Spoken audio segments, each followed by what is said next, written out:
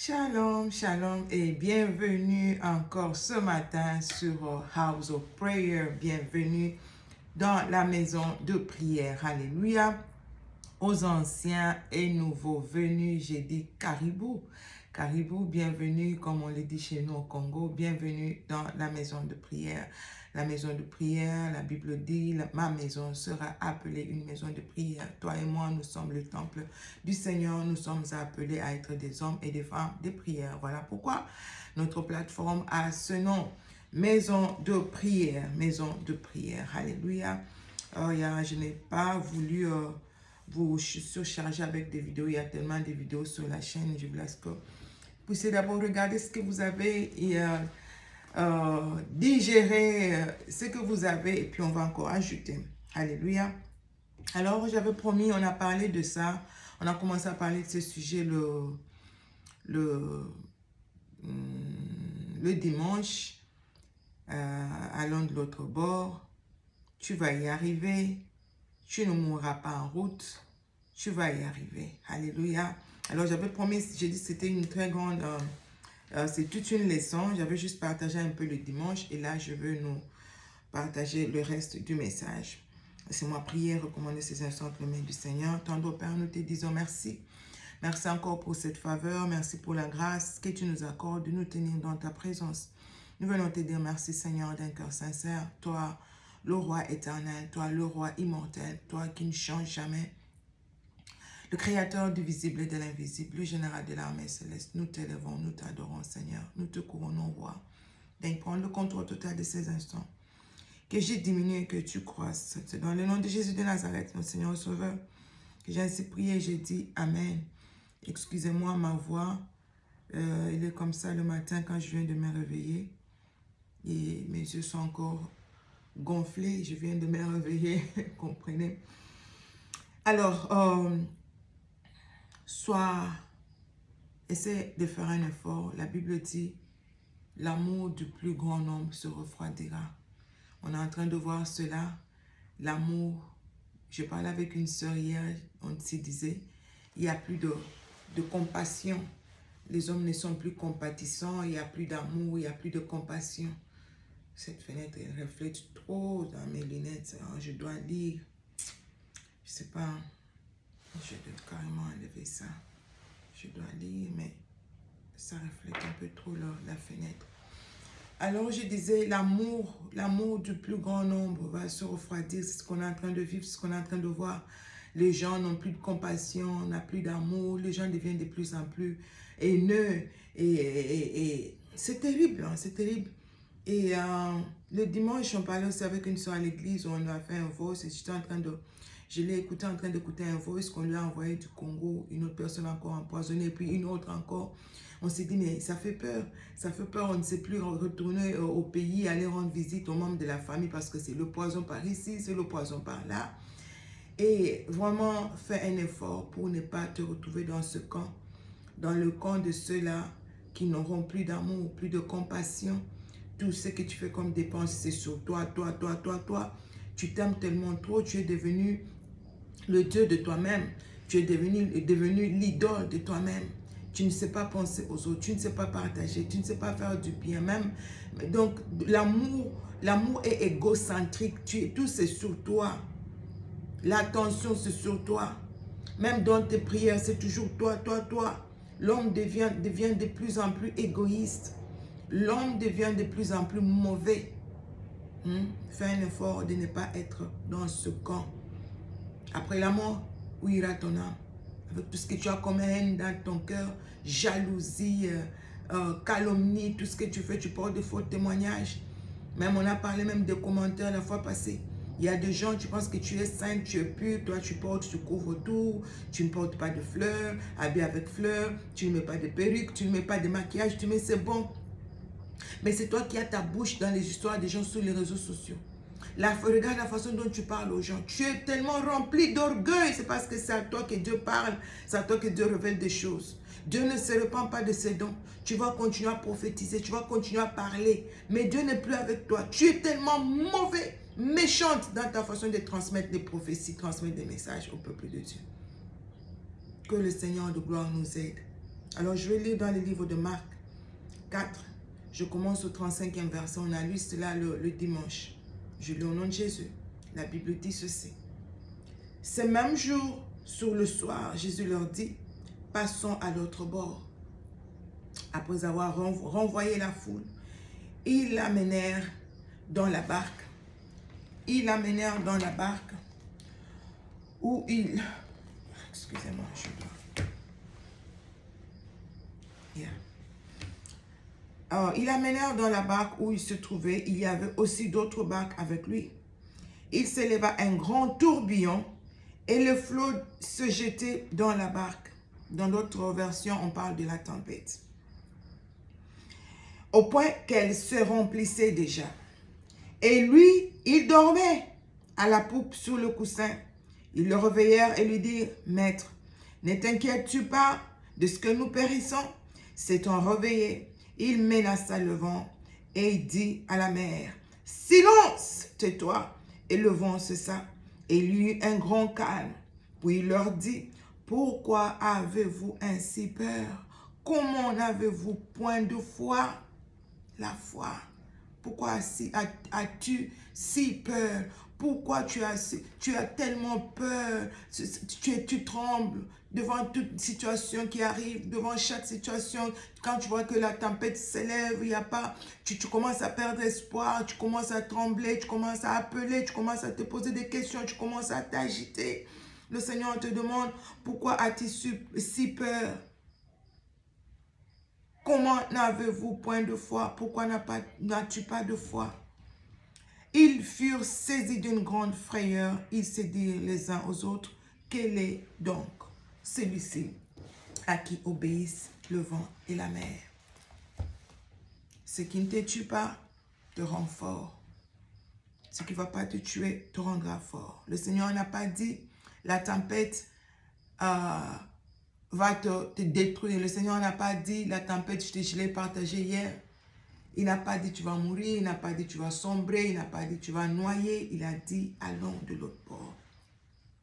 Il te dit cela avec assurance parce qu'il est le Dieu qui contrôle toutes choses. Il est le Dieu qui contrôle le temps. Il connaît la fin de tout au commencement. Et il sait que toi et lui, vous allez arriver de l'autre bord. Toi et lui, vous allez arriver de l'autre côté. C'est pourquoi il te demande seulement d'aller. Allons. C'est un ordre. Allons, va avec le Seigneur. Obéis seulement. Tout ce qu'il veut de toi, tout ce qu'il attend de toi, c'est la foi et rien d'autre. La foi seulement, crois seulement. Et je disais le dimanche, quand le Seigneur te dit allons, il ne te dira pas ce que tu vas rencontrer en cours de route. Il ne va pas te révéler ce qui va arriver. Si le Seigneur leur avait dit, une forte tempête va se lever, ils n'allaient pas aller. Hier soir, vers 23h, je m'apprêtais pour aller au lit. Je n'ai pas pu travailler toute la journée. Il faisait tellement chaud et ça me démoralise, ça me met dans mes états. Tout ce qu'il y avait comme moyen de donner un peu l'air frais dans la maison, ça ne marchait pas. Il faisait tellement chaud. Je faisais même rire une soeur, je disais, le soleil m'a tellement frappé. Je suis devenue sombre. Et j'étais en route pour aller chercher des crèmes solaires et tout ça, quand je parlais avec elle. Alors, avant d'aller au lit, j'entends l'alarme l'alerte sur mon téléphone. Moi c'était tellement fort, ça te fait sursauter. J'ai dit, mais qu'est-ce qui ne va pas? Là, ça veut dire qu'il y a un danger. On a alerté qu'il y aura la tornade. C'est comme ça que vous appelez ça en français, non? Il y a tornade, tornado. Yeah. Et on demande, on prend des mesures de sécurité. Ne reste pas si tu as une maison en étage comme la mienne, là, tu dois aller dans la cave, prendre des précautions. On a donné tout ce qu'il y a comme instruction pour prendre des précautions. Et le temps où je me souviens, non, je devais arranger, déplacer les chaises du jardin, enlever le coussin, tout ça. Et puis aussi fermer le parapluie là, parce que si la tornade arrive, ça va tout emporter. Et il est 23h, pratiquement minuit. Et j'avais peur d'aller dehors. Mon mari dormait déjà. J'ai dit, hey, Seigneur, mais je n'avais pas de choix. Comme une femme responsable, je suis allée dehors. J'ai arrangé tout ce qu'il fallait arranger, couvrir ce qu'il fallait couvrir, emballer ce qu'il fallait emballer, remettre dans la maison. Et quand je suis sortie dehors, ça devenait de plus en plus noir partout là. Il est presque minuit, mais tu peux voir. J'ai dit, Seigneur, aide-moi, je ne veux pas que ça arrive alors que je suis dehors. Il y a des gens qui meurent comme ça, la toiture d'une maison qui quitte l'autre côté, qui coupe ta tête, où il y a des chaises qui volent en l'air. C'est vraiment dangereux d'être dehors en ce moment. Mais comme j'ai eu la connaissance, l'alarme a sonné, l'alerte est venue. Maintenant, j'ai la peur qui m'a envahi. Je sais si je vais dehors, ça peut m'arriver. Je peux ne pas retourner dans ma maison. Et c'est ça ce qui arrive. Je suis allée, j'ai fait tout ce qu'il fallait faire, je suis retournée, j'ai fermé la porte rapidement. Et je veux encore deuxième alarme, alerte qui arrive. On me demande encore de faire la même chose. Sois prudent. Si tu es dehors, rentre vite dans la maison. Et dans la maison, ne reste pas à l'intérieur, va dans la cave et tout ça. C'est un troisième, j'ai dit, oh mon Dieu, mais c'est pas vrai. Du coup, c'est plus le téléphone dans la maison qui commence à faire du bruit. J'ai décidé d'aller réveiller mon maître. Je veux réveiller mon Seigneur. J'ai dit, Buona, honey, woke up. Je l'ai réveillé, j'ai dit, il y a ça. Je veux vraiment, je n'ai pas voulu qu'il sursaute. Je suis allée à son oreille. J'ai dit, honey, il y a l'alerte sur la tornade. Qu'est-ce que j'ai fait? Et maintenant, on a dit ça. Il m'a dit, il continue à dormir comme le Seigneur dans la barque. Il dit, non, ne te dérange pas. Va te coucher, ça va aller, c'est pas grave. Je dis non, c'est grave. On a dit, tu vois, j'étais en mode panique. Pourquoi? Parce que j'ai eu l'information. L'information, de fois, toute information n'est pas bonne à donner. Toute information, c'est pourquoi on dit ce qui est caché appartient au Seigneur, ce qui est révélé à nous. Toute information n'est pas bonne à donner. Maintenant que j'ai eu l'information que la tornade arrive, je suis en mode panique. Tu vois, je panique. Si je n'avais pas la connaissance, je n'allais pas paniquer. C'est exactement ce que le Seigneur fait avec les apôtres. Il ne leur dit pas que là où nous allons, la tempête va se lever. Le Seigneur ne dit rien. Il les laisse comme ça. Il ne donne pas l'information. C'est ce qu'il fait deux fois. Il ne nous donne pas l'information juste pour préserver notre foi. Juste pour que tu ne lâches pas. Si Dieu te disait, l'homme que tu vas épouser là, c'est un soulard. Il boit sans que toi tu le sais. Quand il vient te rendre visite, il est calme, il n'est pas sourd. Mais il boit. C'est un buveur. Mais Dieu sait qu'au travers de toi, il va le délivrer. Il ne te le dit pas. Tu arrives dans le mariage et tu te rends compte qu'il boit. Oh, moi je vais divorcer. Oh, je ne veux plus rester dans ce mariage. Non, tu restes là. C'est au travers de toi que le Seigneur va délivrer cet homme. La Bible ne nous demande pas de divorcer parce que l'homme est soulard. Lorsque le Seigneur te dit allons sur l'autre bord, il ne te donne pas tous les détails. Il ne te dit pas que la tempête va se lever, pas seulement qu'elle va se lever, mais qu'elle sera tellement forte au point où tu vas perdre espoir. C'est ce que je disais. Il ne va pas te dire ça. Parce que tu risques de fuir. Tu risques de ne plus aller. Tu dis non, moi je ne monte pas dans la barque. Je ne veux pas aller. Mais là, si tu ne montes pas dans la barque, comment tu vas expérimenter le miracle?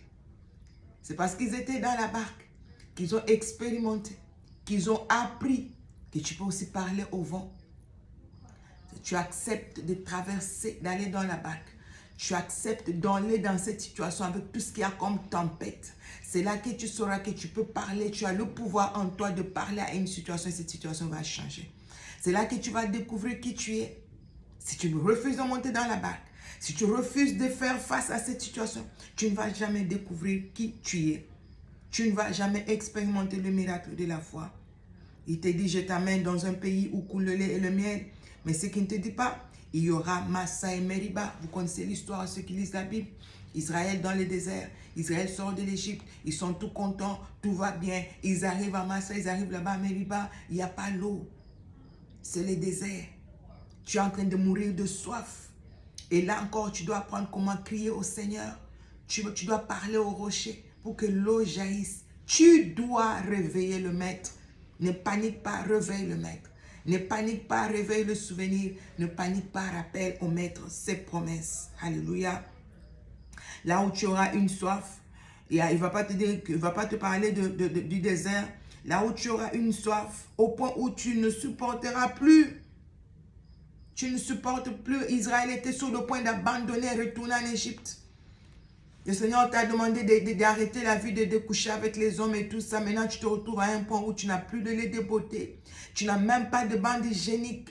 Tu te sens humilié, tu te sens vulnérable, tu te sens vraiment useless, tu te sens à terre.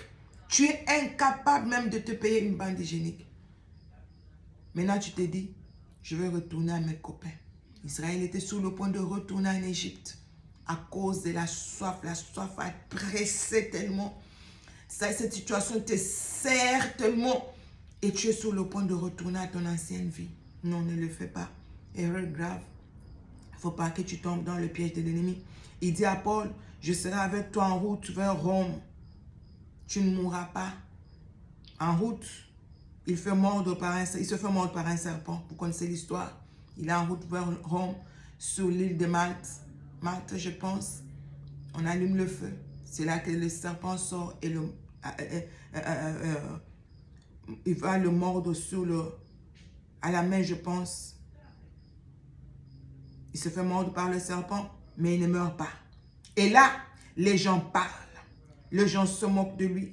Dieu t'a promis un mariage, mais ça prend tellement du temps que tout le monde autour de toi commence à se moquer de toi. Et tu commences à te poser des questions. Est-ce que c'est vraiment Dieu qui avait parlé? Paul pouvait aussi se poser la même question. Paul pouvait se poser la même question, mais il est resté confiant. Tu vois, Dieu a dit, je t'amène à Rome. Mais tu arrives sur l'île, un serpent tellement mortel vient te mordre à la main. Et tu vas commencer à paniquer. Et je suis en train de mourir. Oh, venez me secourir. Mais il est resté calme. Pendant qu'il était calme, la foule se moque. Les gens se moquent. Il est maudit. Je vous ai parlé de moi. Dieu promettait le mariage. Mais c'est les années qui avancent. J'avais 25, 26, 27. J'arrive 32. C'est là que je rencontre l'homme. Et 32, on se marie quand j'avais 38. Ça a encore pris du temps. Pendant ce temps, les gens autour de moi ont parlé. Le quartier, l'église, les membres de l'église. À l'église, les gens à l'église en train d'attendre que le culte commence sont en train de me critiquer. Se moquer de moi. Jusqu'à quand il va attendre. Elle ne fait que dire, Dieu a dit. C'était le cas de Paul. Oui, les gens vont parler. Les gens vont se moquer de toi. Tu vas commencer à te remettre en cause. Oui, je suis arrivé à ce point, je commence à me poser des questions. Est-ce que j'avais vraiment bien? Est-ce que c'était vraiment Dieu? Peut-être que moi, je me fais des illusions. Peut-être qu'il va dire, ah, ça ne va pas dans ma tête. Tu commences à douter des promesses de Dieu. Tu commences à te poser des questions. Je vous dis que je ne me suis pas posé des questions, je suis une menteuse. Il y a eu 2 fois où j'ai abandonné. Il y a 2 fois où je me suis posé des questions. Mais j'ai dit, Seigneur, je continue. Je me pose des questions, je pleure, je retourne à ses pieds. Il me fortifie, il me redonne encore la même vision. Et ça me fortifie. Paul pouvait s'élever dans la barque et dire à tout le monde, personne ne mourra, on va arriver. Pourquoi? Parce que le Seigneur lui est apparu. L'ange de l'Éternel était là, il a dit, Paul, tu ne mourras pas. Confie-toi à ce qu'il t'a montré. Enlève tes yeux sur ce que tu es en train de voir. Ne regarde pas au serpent, ne regarde pas à la soif, ne regarde pas à la tempête. Regarde à celui qui a fait la promesse. Alléluia. Quand le Seigneur te promet un mariage, ce qui va arriver dedans, il ne te le dit pas, je l'ai dit au début. Et nous, on pense souvent que tout sera rose, tout sera très bien dedans. Chaque fois que tu fais une promesse, chaque fois que Dieu te fait une promesse, prépare-toi à une bataille. Chaque fois que le Seigneur te fait une promesse, prépare-toi à une bataille. Tu vas maintenant aller en guerre car l'ennemi ne va jamais te laisser avoir ce que Dieu a promis avec autant de facilité. N'as-tu pas remarqué? C'est seulement quand tu reçois une prophétie que tout le combat du monde s'élève. C'est là que tout le problème du monde s'élève contre toi. C'est depuis que tu as reçu la prophétie. C'est l'ennemi. On dit à Daniel, serviteur de l'Éternel, Dieu avait exaucé ta prière depuis le jour où tu as eu la pensée. Ce que Dieu nous exauce right away. Mais pourquoi on ne voit pas cela tout de suite? Il y a une guerre dans les airs. Prépare-toi. Ne pense pas que ça va être facile. C'est un combat. Quand je suis arrivée dans mon mariage, il y avait beaucoup d'incompréhension. Beaucoup, je vous ai dit ça dans l'une de mes vidéos. Beaucoup. C'était vraiment fire. Je me souviens une journée, une fois, j'ai emballé toutes mes histoires. J'ai tout emballé, tout ce qui était à moi, j'ai mis là dehors. J'appelle la police qu'on vienne me prendre, je vais retourner dans mon pays. Tu vois, pour te dire à quel point c'était chaud ici. Tu vois le calme, monsieur, là. L'homme de Dieu très calme, là. Il y avait des incompréhensions sans tête, sans queue. Des agitations pour un petit rien. Nous allons nous dire des choses. Et puis après, on s'est dit, mais ça, c'était trop dur. Comment j'ai fait sortir ça? Surtout moi. Non, mais c'est pas vrai. Je vais regarder, j'ai dit, pourquoi je lui ai dit ça? Pourquoi j'ai dit, non. Mais Dieu nous a fait grâce. Nous, on a la paix. C'est tout le jour. Je me suis déjà encore entendu hier. Il disait merci au Seigneur pour la paix qui règne dans cette maison. C'est la paix. Dieu nous a accordé sa paix jusqu'à 1 année ou 2 ans. C'était moto, comme on dit chez nous au Congo. Fire, fire. Comme disent les Nigériens. Et ils disent fire, fire. Les Américains disent fire. Non, mais c'est pas possible. Et je commençais à douter des promesses de Dieu. Je commençais à me poser des questions. Est-ce que Dieu avait vraiment parlé? Est-ce que j'avais bien compris? Il y a des nuits où j'ai pleuré jusqu'à... Je veux pleurer, je dis, Dieu, tu m'as menti. Ça, c'est pas ça, c'est quel genre de mariage, ça? La Bible dit, tes promesses ne se font suivre d'aucun chagrin. Ça, c'est le chagrin. Et over anything, just a little, something little, un petit rien, là. Ça déborde. Jusqu'au jour où le Seigneur m'avait monté un serpent au milieu de nous.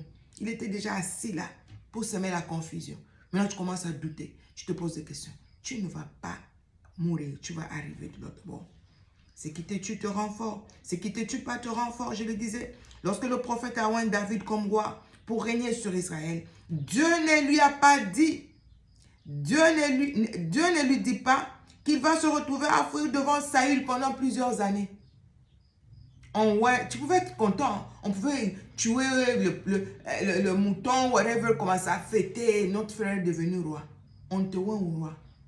Et c'est toi qui te retrouves à fuir dans des montagnes, dormir dans des montagnes, dans des cavernes, tout le jour, pendant des années. Déjà ou un roi. Et le chemin, les voies de Dieu sont vraiment insondables. Insondables. David commençait à se poser des questions, mais c'était mieux même de rester, de me laisser cette histoire de l'onction. Maintenant, tu m'as oué, maintenant, c'est quoi ça? Il était le pauvre et toute la famille, ils sont en train de fuir partout. Ça ne va pas être facile, que personne ne te vende de rêves. Le fait de rencontrer Saül sur ton chemin ne veut pas dire que tu ne vas pas accéder au trône. Alléluia, j'aime ça. Je veux le répéter. Le fait de rencontrer Saül sur ton chemin ne veut pas dire que tu ne vas pas accéder au trône. Le trône t'attend. La Bible dit la guerre durera longtemps. C'est dans 2 Samuel 3:1. Vous pouvez lire ça. La Bible dit la guerre durera longtemps entre la maison de David et la maison de Saül. Mais la maison de Saül, David devenait de plus en plus fort. Ce qui ne te tue pas te rend fort. La tempête ne va pas te tuer, elle va te rendre forte. Il va te rendre fort. Tu sauras comment parler aux situations, commander au lieu de pleurnicher. Saül ne va pas te tuer. Il est en train de t'amener vers le trône. Tu vas t'asseoir sur le trône. David est devenu l'homme fort. Tous les psaumes, il a écrit, la plupart des psaumes, il a écrit quand il était en train de fuir. Regardez comment ces psaumes sont profonds. Un homme prophétique. Le prophétique a commencé à agir, c'est pendant qu'il fouillait devant Saül. C'est pendant ce temps que Dieu l'a équipé, l'a oint, il est devenu fort, il a accédé au trône mature, fort. Le Seigneur est en train de te former, le Seigneur est en train de te forger. Ce qui ne va pas te tuer va te rendre fort. Cette situation ne va pas te tuer, elle va te rendre forte. Tu seras là pour fortifier les autres. Tu vas être un tremplin pour plusieurs si tu arrives à traverser cette situation. Que le Seigneur de gloire vous bénisse abondamment. C'est ce peu de message, ce short message que je voulais partager avec toi ce matin. Laisse que le Seigneur de gloire te bénisse abondamment si tu tombes sur cette vidéo et que tu n'as jamais accepté le Seigneur de gloire, que nous servons tous, que nous connaissons comme Seigneur Sauveur dans ta vie. Fais-le avec ton cœur. Pleure, va au-devant du Seigneur. Je disais ça et je vais le répéter dans toutes mes vidéos pratiquement. Après ton âme, après la mort, où ira ton âme? Après la mort, où ira ton âme? Tout ce que tu peux faire, tout ce que tu peux amasser sur terre, c'est bien bon, mais ça ne va jamais, jamais, ça ne peut jamais te comparer à la vie qui t'attend de l'autre côté. Tu as un choix à faire. Ou tu vas en enfer, rester là-bas avec le diable pendant l'éternité et ses démons. Ou tu vas passer l'éternité avec le Seigneur dans sa gloire. C'est un choix qui est devant toi. C'est à toi de choisir. Tout se fait maintenant. Tu choisis où tu veux aller. Tu choisis où tu veux aller passer l'éternité. En renonçant au mal. Renonce à ta vie passée, au mensonge, au colportage, masturbation, la vie de péché, de l'alcool et tout ça. Et accepte le Seigneur dans ta vie. Dis-lui, Seigneur, j'ai besoin que tu deviennes mon Seigneur et mon Sauveur à dater de ces jours. Pardonne mes iniquités, pardonne mes péchés. J'ai marché selon mes voies, j'ai marché, j'ai désobéi à ta parole. Pardonne-moi, tu te repens. Parle avec ton cœur comme un enfant qui était perdu, qui revient dans la maison de son Père. Et le Seigneur de gloire va te reprendre dans ses bras. Il va te reprendre dans la famille. Et ainsi, tu vas commencer un voyage avec lui. Et que le Seigneur de gloire vous bénisse abondamment. Alors, merci à tous ceux-là qui viennent de s'abonner. Je vous dis encore bienvenue. Continuez à partager nos vidéos. Mettez sur votre statut. Tu ne sais pas qui ça pourra bénir. Tu ne sais pas qui ça pourra aider. Et que le Seigneur de gloire vous bénisse tous abondamment. Peace and grace.